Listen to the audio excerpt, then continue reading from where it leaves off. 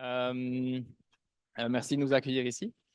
Donc, je m'appelle Timothée Stassin, je suis chercheur à GFZ, c'est le centre allemand de recherche en géosciences.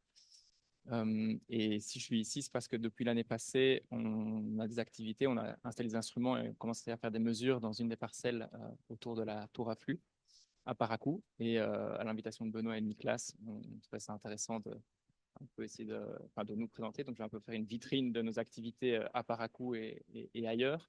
Et puis aussi, un peu présenter nos activités en général et voilà, de mettre des visages sur des noms, parce que j'entends parler beaucoup d'entre vous et de recherche que vous faites, et d'avoir un moment d'interaction possible. Euh, je vais d'abord brièvement introduire le groupe de recherche dont je fais partie, ainsi que le centre de recherche. Je vais déposer ça. Ainsi que les activités et les instruments qu'on a installés, qu'on est en train d'installer à Paracou. J'ai amené quelques objets à vous montrer pour regarder par après. En particulier, on a fait du TLS, on installe des lidars pour faire du monitoring, on a installé des antennes GNSS pour déterminer la vegetation optical depth et ainsi que des dendromètres. Je parlerai comment est-ce que ces mesures et ces instruments s'intègrent aussi dans une logique de réseau. On essaie d'installer ce genre d'instruments et de faire ce genre de mesures à plusieurs endroits, principalement à d'autres sites COS. Euh, je parlerai brièvement des drones qu'on a et un premier exemple de projet de recherche d'un de nos étudiants qui utilise des données qu'on a euh, obtenues l'année passée à Paracou. Euh, pour moi, on peut avoir une discussion assez informelle, donc si vous avez des questions, n'attendez pas spécialement la fin. Arrêtez-moi en temps. Et puis peut-être les questions des gens sur Zoom, on les prendra peut-être plutôt à la fin parce que je ne suis pas sûr de pouvoir les voir en cours de route. Alors, moi je travaille pour le GFZ, Geoforschungszentrum en allemand. C'est donc le centre de recherche allemand en géosciences. C'est un des gros centres de recherche en géosciences. Donc ça va de géodésie, géoénergie, géoinformation. C'est plus de 1500 personnes aujourd'hui, donc beaucoup de staff. C'est un centre de recherche public. Je ne vais pas rentrer dans les détails de comment est-ce que la recherche est financée publiquement en Allemagne, parce que c'est au moins aussi compliqué qu'en France. Mais donc, on a un centre de recherche public. On est principalement installé à Potsdam, juste à côté de Berlin. Potsdam, moi, je compare un peu ça au Versailles de Paris, parce qu'on a aussi un très grand château. C'est une autre ambiance de Berlin. Et en fait, on est sur la Telegrafenberg, donc la montagne du télégraphe, parce qu'il y a un ancien télégraphe qui était installé là. Et c'est un site de recherche scientifique qui a déjà plus de 100 ans. Et entre autres, on y a mesuré pendant tout un temps la constante de gravité. C'est là que la référence a été mesurée pour la constante de gravité. Et il y a aussi la Einstein-Turm, donc la tour d'Einstein qui a été construite là, où il y a tout un tas de mesures qui ont été faites pour valider sa théorie de donc c'est un lieu très historique, c'est assez intéressant, c'est un bel endroit. Et donc nous, donc il y a encore deux autres choses. Donc on est aussi connu pour le modèle du champ de gravité de la Terre qui est mesuré euh, chez nous. Et aussi on est les responsables scientifiques de Nmap, qui est un des premiers satellites hyperspectrales. Il n'a pas un couvert continu, donc c'est une mission qui fait du sampling. Donc, on peut demander d'obtenir des données à différents endroits. Sûrement Paraco a déjà été survolé aussi. Et donc, nous, on s'occupe de la composante scientifique, tandis que la composante de la mission satellitaire est gérée par le centre allemand, le centre spatial allemand. Je n'ai pas l'habitude de présenter ceci en français. C'est pour ça que je bute parfois un peu sur certains termes. Mais, euh, mais voilà, ça devrait aller. Euh, donc nous, on est le Global Land Monitoring Group. C'est un groupe qui a été lancé par Martin Herold il y a 3 ans. Donc on a un groupe assez jeune, ce qui est assez chouette. Il y a une chouette dynamique. Et c'est aussi, dans cette optique-là, on est en train de mettre beaucoup de choses en place, typiquement l'infrastructure qu'on fait ici. Donc, je vais aussi principalement parler de projets ou d'installations qu'on fait ou de collecte de données, parce qu'on on n'est pas encore au stade où on a beaucoup de publications sur le sujet. On est dans une logique de développement et de mise en réseau. Et on a trois axes principaux. Le premier, c'est Large Area Monitoring, où on se concentre typiquement sur, il y a un de mes collègues, Simon Bénard, qui a fait une cartographie de l'âge des forêts. On essaye d'intégrer des données Sentinel, JEDI, qui est donc la mission satellitaire qui fait du LIDAR, données hyperspectrales aussi, pour essayer de modéliser ou de comprendre tout un tas de paramètres dans les forêts. On travaille aussi à mettre nos travaux en lien avec les législations en cours. Typiquement, on a été fort impliqué on est encore dans la EUDR, donc la nouvelle législation européenne sur la régulation de la déforestation. On est aussi en collaboration étroite avec la FAO. Daniela, qui est à gauche sur la photo, est la responsable scientifique du GFOI, le Global Forest Observatory Initiative, où là, typiquement, une de leurs activités, c'est par exemple promouvoir l'usage des cartes de biomasse par les différents pays pour les aider dans la quantification de leur forêt, de la quantité de biomasse qu'ils ont. Et après, donc, le troisième axe, qui est celui que je vais présenter aujourd'hui, c'est ce qu'on appelle le In situ and proximal sensing. C'est toutes nos activités sur le terrain, que ce soit des campagnes de collecte de données ou de l'installation d'instruments. Et dans une logique aussi d'intégration à plusieurs échelles, donc les mesures au sol, puis les mesures faites avec des drones aériennes ou bien satellitaires, que ça puisse servir par exemple à de la calibration ou de la mise à l'échelle. Alors, les personnes impliquées dans Paracou, donc il y a Martin Herold, qui était professeur pendant 12 ans à Wageningen, aux Pays-Bas, et qui donc maintenant est devenu le responsable de la section chez nous. Il y a Benjamin Brede, qui était, je crois, à l'initiative de la collaboration ici avec Paracou, avec Géraldine. Et donc Ben lui a fait sa thèse, et maintenant il est le responsable de toutes les activités in situ, donc il est responsable un peu du pôle scientifique, mais il peut moins se joindre à des campagnes parce qu'il a des enfants en bas âge, et donc c'est à ce moment-là que moi j'ai pris un peu le relais. Mes activités scientifiques sont sur d'autres projets de recherche, mais j'avais une certaine expérience de terrain. J'ai travaillé, entre autres, en Antarctique, à la station belge comme ingénieur. Et donc, il m'a confié, en fait, les activités à Paracou. Et vous avez sans doute certains d'entre vous rencontré Linda et Johannes l'année passée qui faisaient partie de la campagne. Et cette année, je suis accompagné de Thomas. Là, maintenant, je vais passer en revue nos différentes activités. Donc, l'année passée, on a fait un scan complet en TLS de la parcelle, je pense qu'on l'appelle Tropiscat ou CNES, avec un Rigel VZ400i. Ça nous a pris une grosse semaine, on a fait plus de 500 points, mais ce qui était intéressant, c'est que grâce à ça, on peut avoir maintenant un modèle 3D complet de cette parcelle. Donc là, on peut voir la tour, donc ça avec un screenshot du modèle 3D. Et en fait, on est aussi ici dans une logique de mesurer ça à plusieurs points dans le temps. Donc Ben était venu, je crois, il y a 4 ou 5 ans faire une première campagne de TLS sur cette parcelle-là. Et donc ici, on en a fait une l'année passée. Et à mon avis, on sera intéressé à continuer à la faire à intervalles réguliers dans le futur. TLS, c'est la technologie LIDAR. Donc, tu utilises un laser pour en fait savoir à quelle distance se trouvent les objets. Un TLS, il va mesurer à 360 degrés et tu vas mesurer à différents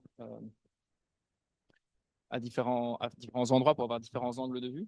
C'est comme si tu prenais une photo et que tu voulais avoir tous les angles de vue sur chaque objet dans ta forêt. C'est pour ça qu'on a vu que la forêt est extrêmement dense. Ici, on faisait un point tous les 5 mètres. Tandis que dans des forêts en métropole, on fait un point tous les 10, 15, 20 mètres.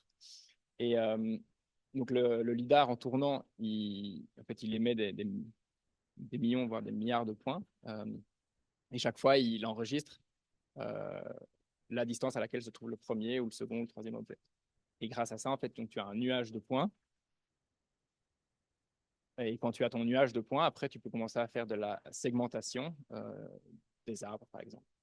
Et donc là, tu peux utiliser des modèles, typiquement, euh, les premiers modèles, c'était des modèles où ils utilisaient des cylindres concentriques et puis après des embranchements pour essayer fait, de reconstruire chaque arbre dans la parcelle.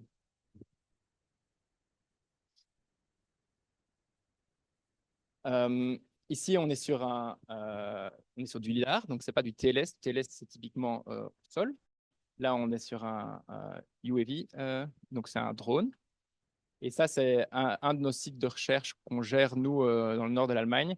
C'est notre tour, c'est une grue qui nous permet en fait de pouvoir aussi échantillonner à différentes hauteurs dans la canopée. Et voilà, ça, c'est un arbre qu'on a reconstruit du nuage de points complet, du modèle 3D. Bon, ça, c'est juste une visualisation pour les présentations, mais ça permet après de faire de dériver tout un tas de paramètres à l'échelle de la parcelle ou à l'échelle de l'arbre. En fait. Et donc là, la motivation en général pour le LIDAR, ça a été que c'était une TLS, c'était une façon non destructive d'obtenir tout un tas de paramètres sur les arbres, que ce soit la hauteur des arbres ou une fois que tu as segmenté chaque arbre, tu peux en fait calculer son volume. Et si tu connais la densité moyenne du bois pour cette espèce-là, en fait, tu peux aussi obtenir la quantité de carbone qu'il y a dans son bois ou dans sa biomasse. Et donc ça, c'est juste deux courbes qui montrent qu'il y a une très bonne corrélation entre les mesures faites sur base de lidar et les mesures faites dans les inventaires forestiers.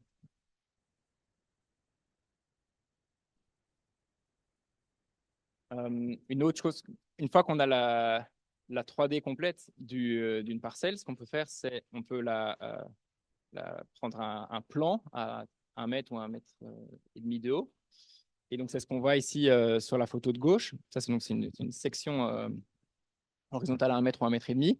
Et sur base de ça, en fait, on peut identifier les arbres qui auront à leur tronc, parce que typiquement, ce sont des cercles ou aussi des étoiles en fonction des espèces qu'on a. Et ce qu'on a fait après, c'est pour chacun de ces arbres, on a été dans la parcelle avec une antenne GPS pour digitaliser en fait le numéro de chaque arbre. En fait. Donc l'inventaire forestier que vous avez peut-être sous forme de carte, en fait, nous on l'a digitalisé pour que en fait, non pas la parcelle, mais aussi chaque arbre soit géoréférencé. Comme ça, si on installe des instruments sur chaque arbre, on peut le retrouver dans le modèle 3D. On sait aussi où il se trouve dans la parcelle et ainsi de suite. C'est ce qu'on appelle du stem mapping. C'est vraiment quelque chose de très complémentaire à relever en TLS. Et voilà. Donc là, j'arrive maintenant à une autre forme de TLS. Donc le TLS, comme vous l'avez vu, on vient une fois tous les 2, 3, 4, 5 ans. On mesure 1 hectare complet en faisant 500 points. Il faut une équipe qui se déplace. Mais on est aussi impliqué dans le développement de technologies pour faire plus du monitoring. C'est-à-dire, l'idée, c'est de réduire la,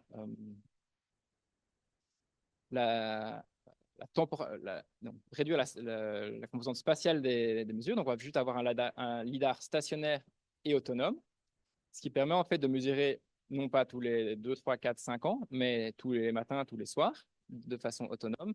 Mais on ne pourra plus reconstruire de 3D complète. On aura juste l'environnement direct de ce lidar. Et donc là, ça devrait montrer. C'est un exemplaire que vous avez là. Et donc là, il va juste scanner autour de son point. Il va faire de façon hémisphérique.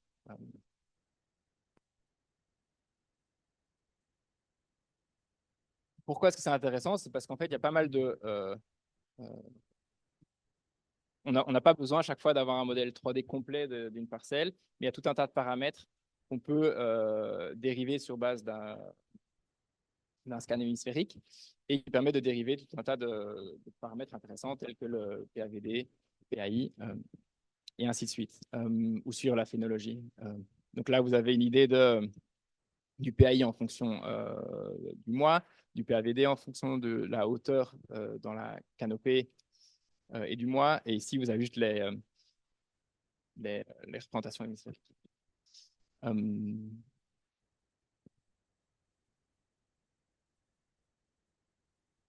Ça, c'est une vidéo, ça, c'est les données brutes d'un des trois glyphes qu'on a installés dans la parcelle. Ça ressemble à ça quand on les plot, enfin,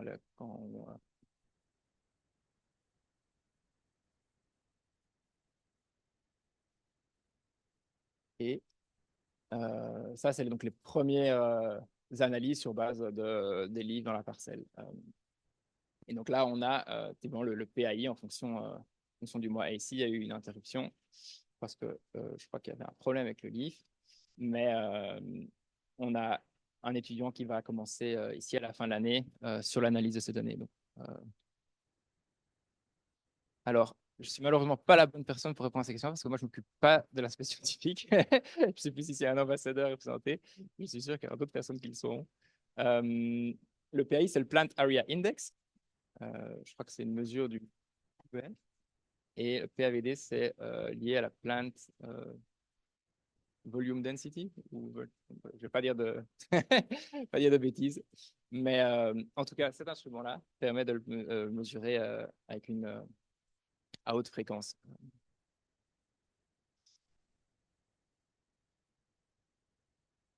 Là, je vais passer à la technologie suivante. Donc là, c'est plus du LiDAR. Là, ce qu'on va utiliser, ce sont des antennes GNSS. C'est une technologie qui existe depuis très longtemps pour se positionner. Et nous, on ne va pas être intéressé par le positionnement, on va être intéressé par le fait que la canopée atténue le signal GNSS. Vous avez déjà tous vous rendre compte, quand vous êtes dans la forêt, pour avoir un bon signal GPS, c'est compliqué. Eh bien, en fait, on va utiliser donc l'atténuation de ce signal comme signal. Donc, pour ça, on va mettre une antenne de référence au sommet de la tour et 5 antennes dans la parcelle, ce qui vont nous permettre de pouvoir donc mesurer l'atténuation de ce signal parce qu'elle est corrélée au taux d'humidité dans la végétation exprimé comme Vegetation Optical Depth. Et donc ici, la recherche est plus sur l'usage donc en fait, de ce nouveau signal plutôt que sur l'instrumentation en elle-même parce qu'on utilise des antennes, une technologie qui a été éprouvée. Et en fonction de à quelle échelle de temps on regarde, on lit les données, on peut avoir des informations sur différents phénomènes, sur, sur les précipitations interceptées, sur la quantité d'eau contenue dans la canopée, et puis même à l'échelle de semaines ou de mois sur la structure de la canopée. Et donc, s'il y a le T derrière GNSS, c'est pour le transmissivity. Donc, on regarde en fait, la transmission du signal à travers la canopée. Et c'est aussi une des raisons pour lesquelles on installe ces antennes principalement à les City Coast, parce qu'il y a en fait toujours alors, une tour pour laquelle on peut mettre notre antenne de référence au-dessus de la canopée.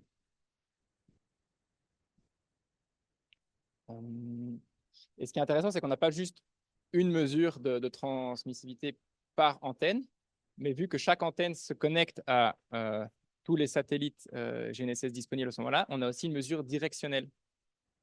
Et en fait, en comparant l'antenne de référence et l'antenne au sol, quand elle se connecte à un même satellite, on peut regarder, en fait, on peut avoir une mesure directionnelle qui permet derrière d'avoir des plots ici en coordonnées polaires. Donc ici de la VOD, mais en fonction donc de l'hémisphère projeté. Et là, bon, ici, on n'est pas à Paracou, ce n'est pas les bons arbres, mais donc ça permet en fait d'attribuer d'une certaine façon quand même la VOD à, à certains arbres ou certaines zones autour de l'antenne. Et là, par contre, c'est les premières données de Paracou de nouveau, où là, c'est la VOD, je crois, en moyenne en fonction de l'heure du jour. Et donc, on peut voir la fluctuation entre le matin et fin de journée.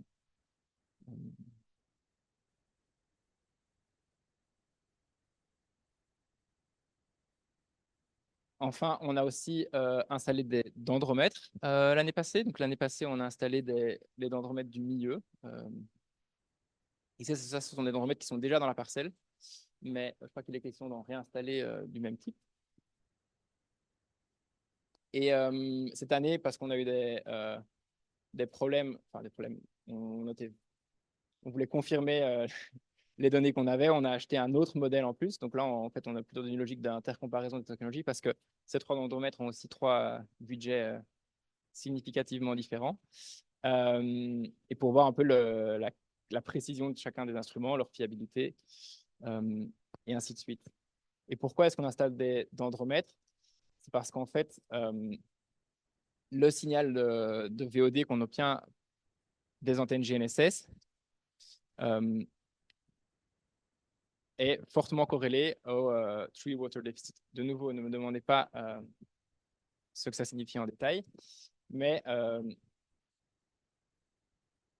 donc là, avec la FED, on a une idée de la quantité d'humidité dans la végétation, mais faire des mesures au niveau de l'arbre, que ce soit avec des dendromètres ou des flux de sève, c'est extrêmement complémentaire et ça permet à tout un tas de recherches. Et donc, si l'année passée, on a installé des dendromètres, c'est parce que, de nouveau, là, on choisit les sites où on installe nos instruments aussi en fonction de l'infrastructure qui est déjà présente. Et vu qu'il n'y avait pas d'endromètre ou de flux l'année passée, ben, on a décidé cette fois-ci, nous, les installer nous-mêmes. Mais j'ai entendu qu'il y avait des projets de réinstaller d'endromètres ou des flux de sève. Et donc, c'est en tout cas super complémentaire avec les antennes GNSS. Et je crois que c'est le fait peut-être de comparer déjà les trois types de dendromètres sera aussi très utile peut-être dans le choix des technologies. Alors maintenant, je vais parler un peu justement de comment est-ce la mise en réseau. Donc ici, le premier réseau, c'est le réseau StructNet, dont Benjamin Brédé, mon collègue, est un des coordinateurs. Et donc ça, c'est un réseau qui se concentre sur le suivi de la structure de la forêt, principalement à travers le développement du livre comme instrument. Et donc là, on peut voir, là c'est le statut en février 2023 des différents sites. Donc là, Paracou était encore n'était pas encore installé en orange, entre-temps il est passé au vert.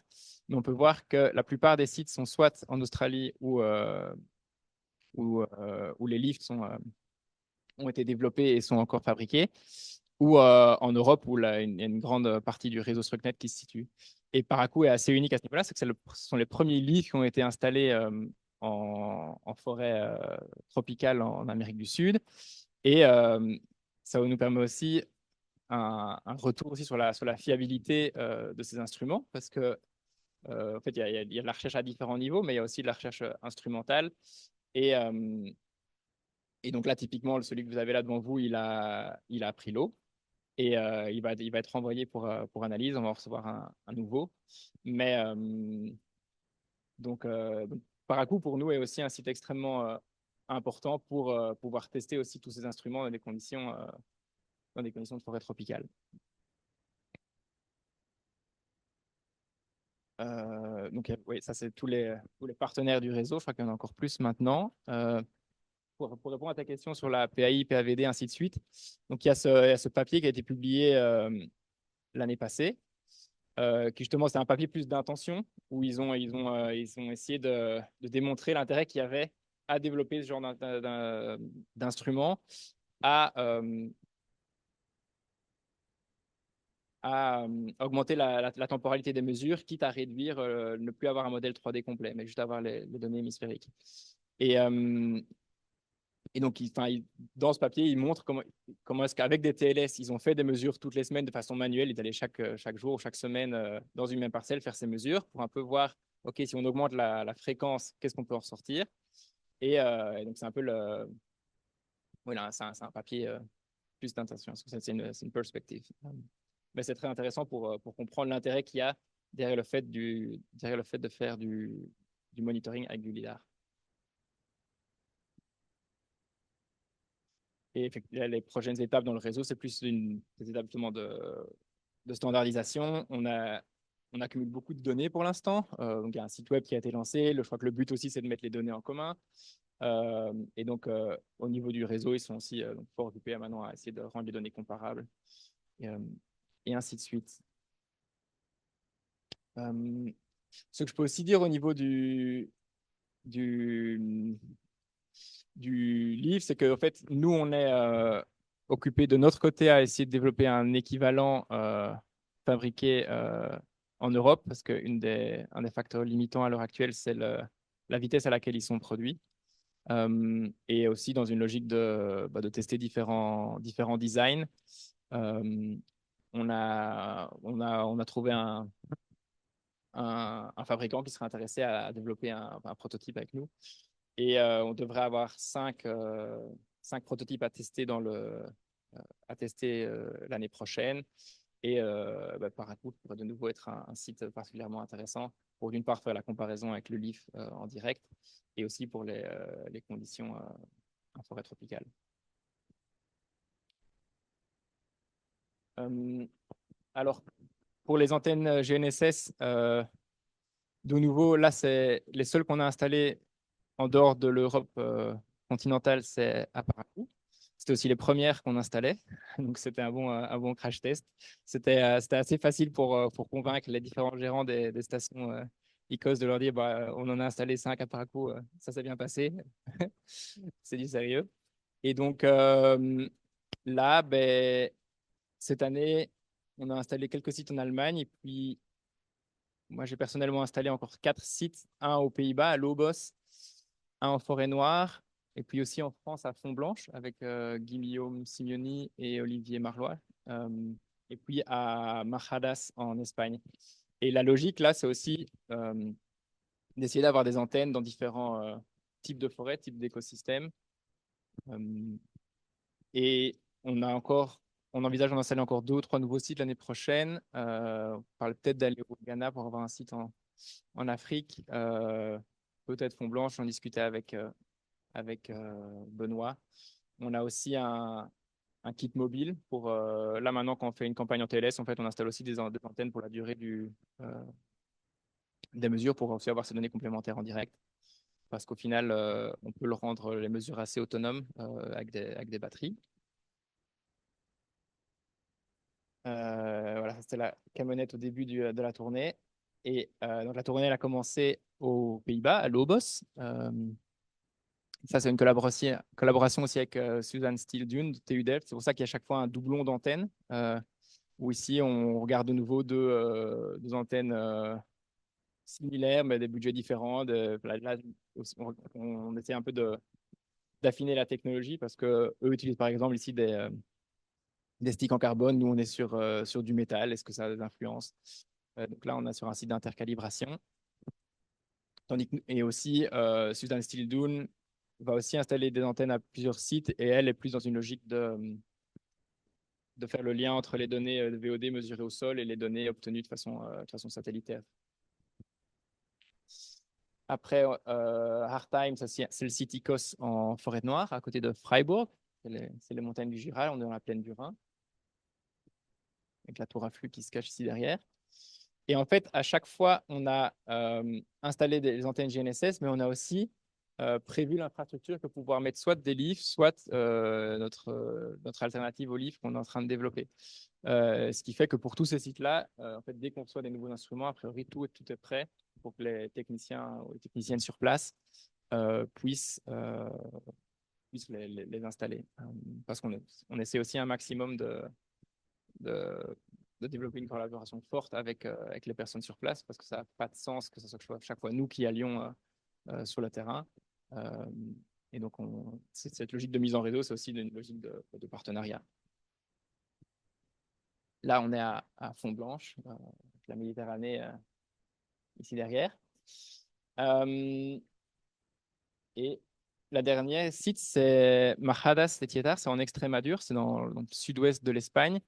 Et c'est un site qui est particulièrement intéressant parce que c'est ce qui se rapproche le plus, d'une certaine façon, d'un paysage de savane. C'était une forêt de chênes à couvert continu il y a encore une centaine d'années. Ils ont retiré 80% des arbres pour en faire du pastoralisme. Et donc, c'est là, on a à chaque fois mis des antennes qui permettent là de faire des mesures au niveau de l'arbre.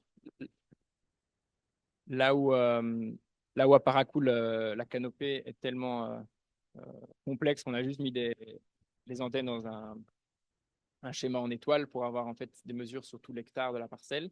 Ici, on est en mesure de pouvoir attribuer le signal GNSS de chaque antenne à un arbre en particulier.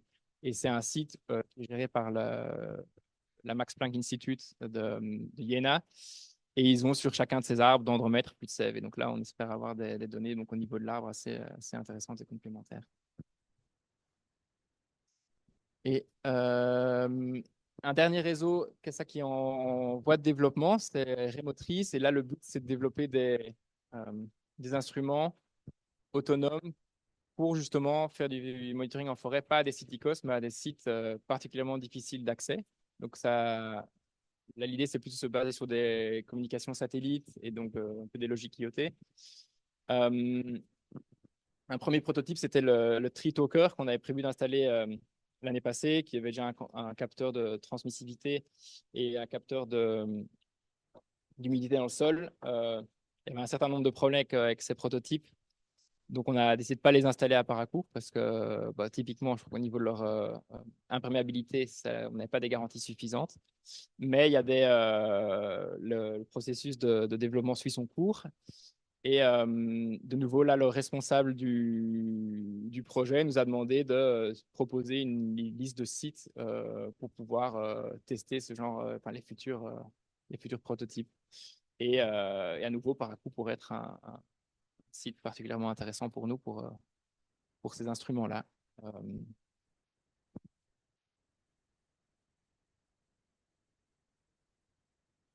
et ça, c'est notre vitrine des drones. Donc, on fait principalement du lidar en drone. Et depuis cette année, euh, on a notre drone hyperspectral qui vole. Et donc, pour le lidar, vous avez vu par exemple la vidéo que je vous ai montré. Donc, ça, c'est le genre de capture qu'on peut faire.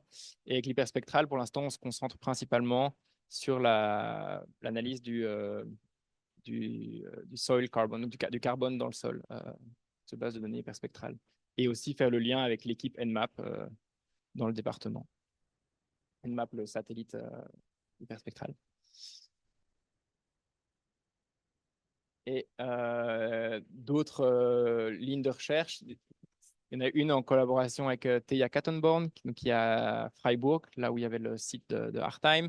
Et lui, typiquement, s'intéresse à la distribution des angles de feuilles mesurés par des caméras. Et là, on a un exemple là, c'est l'angle moyen de la feuille en fonction de l'heure de la journée. Euh, et puis ici, ce sont plutôt des études de simulation pour, par exemple, mieux comprendre où et comment placer les instruments dans une parcelle. Pour l'instant, je disais à Parakou, on les a distribués en étoiles. À Lobos, aux Pays-Bas, on les a mis sur une ligne pour faire plus un transect. À Machadas, on les a mis sur chaque arbre, mais on est encore au tout début. Et donc, tout savoir qu'on peut compiler à ce niveau-là est intéressant. Et puis aussi sur la calibration, arriver à quantifier la fiabilité de ces données.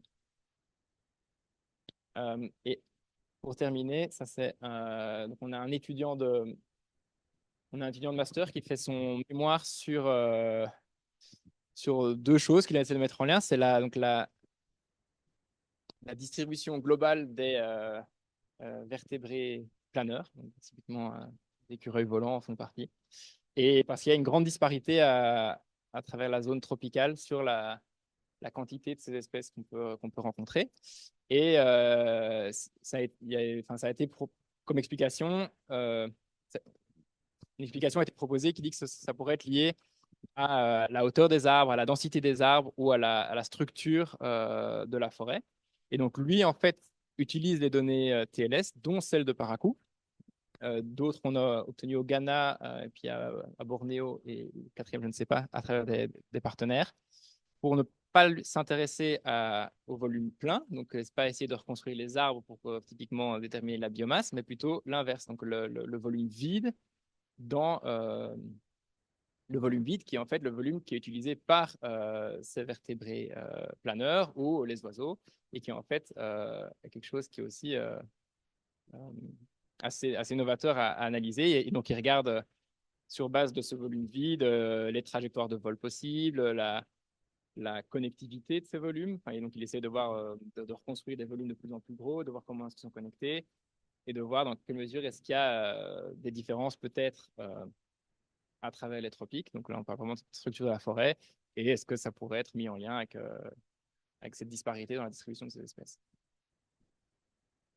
Je trouve un chouette projet pour lier un aspect plus écologique à un aspect assez technique, parce que c'est beaucoup de modélisation au final pour reconstruire l'espace vide. Et enfin, je crois que nous, toute l'équipe, on voulait remercier Benoît qui nous aide à porter tous les instruments qu'on a déployés dans la forêt. C'est vraiment précieux. Comme je disais, on est dans une logique de développer des partenariats et dans les différents sites qu'on a, et en particulier ici, c'est super de pouvoir avoir des gens à l'écoute, motivés et compétents. Donc ça, c'est vraiment super. Merci beaucoup, Benoît. Et enfin, je voulais vous remercier pour votre attention et vous dire que vous avez des questions, n'hésitez pas à en poser maintenant. Je peux aussi vous montrer les différents instruments que j'ai apportés. Et enfin, pour tout ce qui est questions en lien avec la science possible par tous ces instruments ou ces mesures, les collaborations, les demandes de financement, TLS, drone, il faut plutôt s'adresser à Ben. Moi, je suis plus le responsable de ce qu'on fait ici, donc les installations en pratique et la campagne. Voilà, vous avez mes adresses mail, n'hésitez pas. Et voilà, c'est la fin de ma présentation.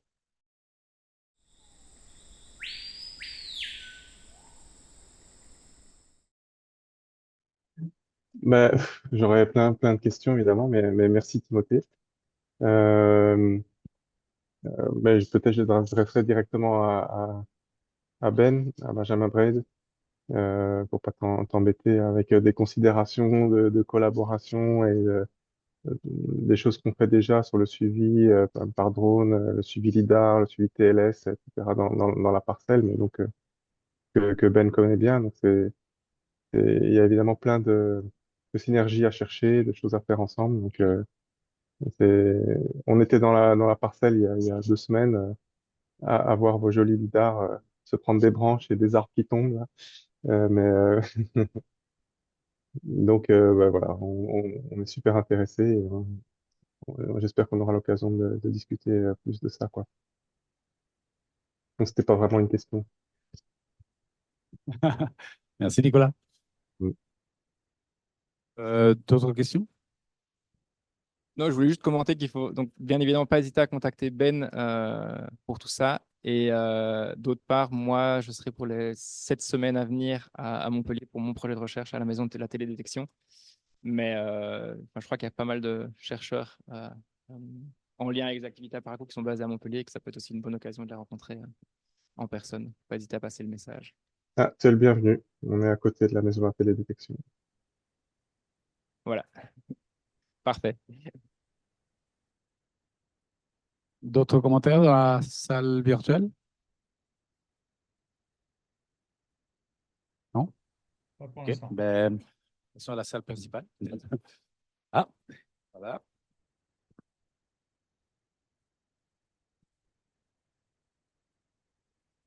Merci beaucoup pour la présentation. Moi, c'est comme Nico, j'ai des milliards de questions en fait. Mais je vais juste rester plus sur celle technique. Donc, si j'ai bien compris, le VOD, c'est les deux antennes et finalement, tu as une mesure de l'estimation de l'humidité dans ton plot, c'est ça? Et du coup, tu parlais d'installation des dendromètres. On en a parlé aussi hier à Parakou. Il y a un truc qui m'a interpellée, c'est qu'en gros, tu as présenté un résultat où tu dis que tu as des liens entre ce que les dendromètres sortent et le VOD, c'est ça? Et tu mets l'accent du coup sur les flux de sève et le déficit en eau. Ça veut dire que vous avez des dendromètres qui mesurent aussi ça, parce que pour moi, dendromètre, c'est juste la l'histogénèse et la croissance secondaire. Enfin, en gros, vos dendromètres, vos flux de sève et vos tree water deficit, vous les avez mesurés comment? Est-ce que c'est aussi avec la fameuse Rolls-Royce des dendromètres dont tu parlais avant? Non? Non, les résultats que j'ai présentés, c'est une slide que j'ai reçue de Konstantin Schellenberg, qui est basé à la Max Planck Institute à Iéna. Et c'est lui, en fait, qu'en fait, Ben l'a rencontré, je crois, à une conférence. Et donc, lui, c'est son sujet de thèse. Donc, les résultats que j'ai présentés, il les a obtenus dans 2 parcelles en Allemagne. Je ne connais pas les détails, mais il serait la bonne personne à contacter. J'ai pioché 2-3 slides dans sa présentation pour montrer le lien possible entre VOD et plutôt l'hydrologie de l'arbre et de la forêt, mais les détails scientifiques et techniques, je ne les connais pas. Mais ce que je peux dire, c'est que les dendromètres, non, c'était des dendromètres comme les nôtres, des flux de sève, je crois que c'est des flux de sève classiques. Donc, ouais, donc les sap flow meters, j'ai pas l'impression quand il me le présentait que c'était un instrument assez particulier, je crois que c'était assez Non, standard. non. Donc le comment, où est-ce qu'il y a des données en plus derrière, ça je sais pas. Mais en tout cas, les dendromètres, ce sont pas les Natcon qu'on est en train d'installer maintenant. C'était des dendromètres, en fait le dendromètre de MPI, celui-là, qu'on a testé, mais qui rouille. On a mis les nouveaux cette année. On va essayer de mieux les protéger. Ça, c'est un dendromètre qu'ils ont développé eux-mêmes à l'Institut. Mais donc, non. Ok, merci. Et juste de manière un peu plus technique, du coup, moi, je connais les TOPS, du coup, qui mesurent vraiment l'accroissement secondaire, donc la production de bois, par rapport au troisième où tu disais qu'il y avait un budget significativement différent. Est-ce que tu sais vraiment d'un point de vue technique, qu'est-ce que c'est la différence là, entre le TOPS et le troisième que vous avez mis? Enfin, celui qui a l'air assez chouette. On va Euh, présenter trois. En fait, la réponse, c'est non, parce que Ok. en fait, ça mesure toujours la même chose. C'est sûr que c'est vraiment plus une question d'intégration, de fiabilité. Euh, Après, une différence majeure entre le TOMS, c'est qu'il fonctionne sur batterie avec une carte SD, tandis que le Natcon ou celui de MPI, ils sont câblés, donc on peut avoir les données en direct.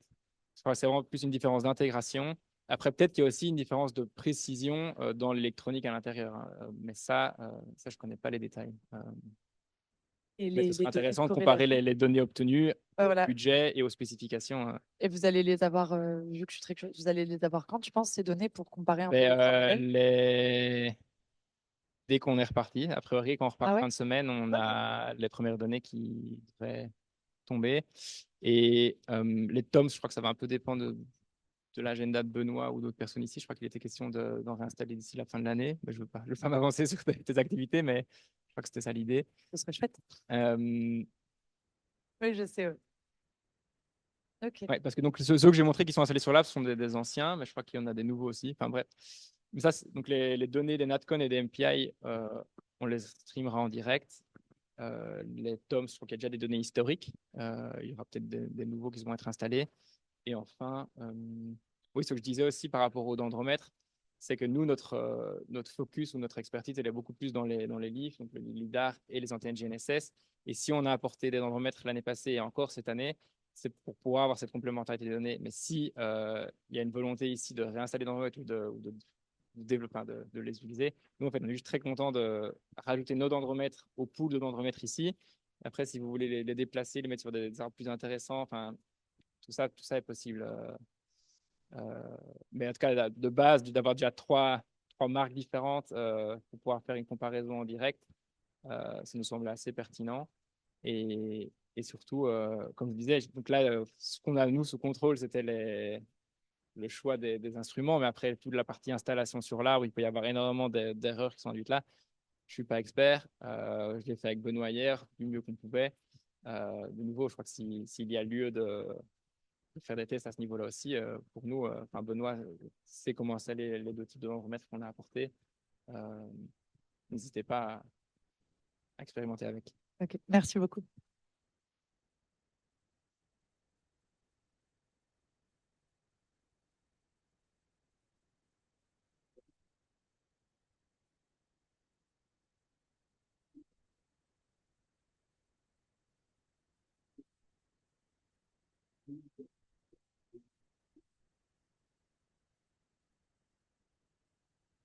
Euh, pour ça, je vais prendre la slide. Je crois que la réponse, tu l'as par rapport à l'environnement direct. Là, on est à Paracou. Tu peux reconnaître les arbres autour de toi. Enfin, si tu allais te mettre dans la forêt à l'endroit où est le livre et tu tournais autour de toi, tu reconnaîtrais les différents arbres. Est-ce que tu peux de façon individuelle dire c'est celui-là, c'est pas celui-là? C'est plus compliqué. Si tu compares avec la situation en Espagne, à Majadas, où on avait ces chaînes individuelles, là, si on met un livre, on peut de façon assez certaine dire que tout le signal vient d'un arbre. En fait. C'est la grande différence bon, je prends deux extrêmes, entre Parakou et Mahadas, où on fait des mesures à l'échelle de l'arbre et peut-être plus de la parcelle. Mais de nouveau, c'est aussi ici l'idée d'avoir donc digitalisé l'inventaire forestier. C'est en fait savoir les dendromètres qu'on a placés. On a aussi essayé de les placer à proximité des LIF et des antennes GNSS et sur les arbres les plus gros, parce que ils sont doute qu'ils impactent le plus le signal VOD est mesuré par le LIF.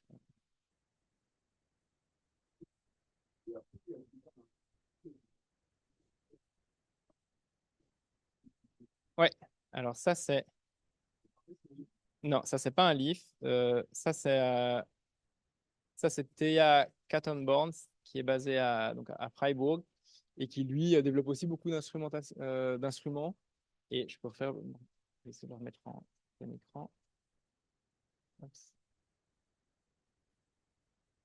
Et ça, c'est juste sur base de caméras, en fait. C'est des petites caméras optiques. Euh, et après, c'est de la reconnaissance d'images pour déterminer l'angle. Et enfin, il était venu faire une présentation chez nous. Et donc, ça, c'est une des slides que j'ai extraites. Je trouve assez intéressante. Il est notre partenaire, par exemple, au Citicos de Freiburg. Mais il faut pas hésiter. Il a vraiment quelques publications assez super intéressantes sur le sujet. Si ça t'intéresse.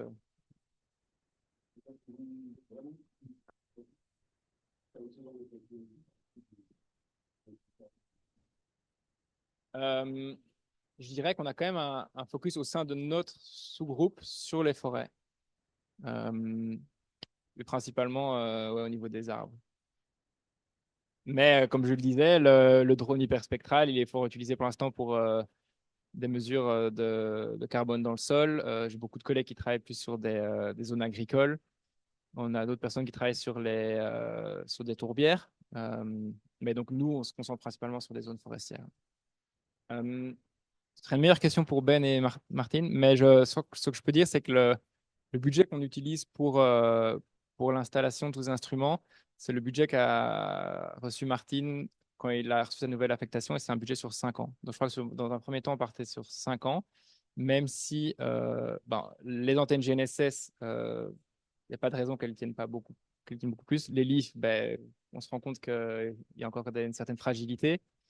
Et moi, en pratique, dans la façon dont je design les installations sur le terrain, c'est pour qu'elles durent, j'oserais dire, quand même, entre 5 et 10 ans. Parce que il y a cette volonté aussi de ne pas bricoler, quoi.